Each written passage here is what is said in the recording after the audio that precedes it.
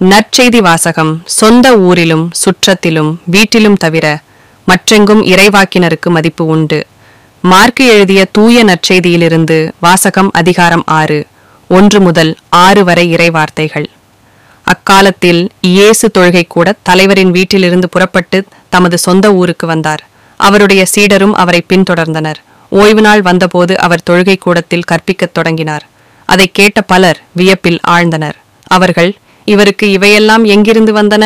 என்னே இவருக்கு அருளப்பட்டுள்ள ஞானம்? என்னே இவருடைய கைகளால் ஆகும் வல்ல செயல்கள்? இவர் தச்சர் அல்லவா? மரியாவின் மகன்தானே? யாக்கோபு, யோசே, யூதா, சீமோன் ஆகியோர் இவருடைய சகோதரர் அல்லவா?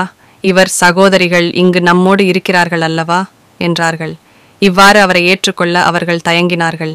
இயேசு அவர்களிடம், சொந்த ஊரிலும் சுற்றத்திலும் தம் வீட்டிலும் தவிர மற்றெங்கும் இறைவாக்கினர் மதிப்பு பெறுவர் என்றார்.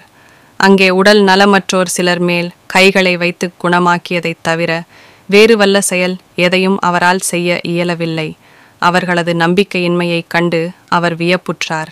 அவர் சுற்றிலும் உள்ள ஊர்களுக்குச் சென்று கற்பித்து வந்தார். ஆண்டவரின் அருள்வாக்கு.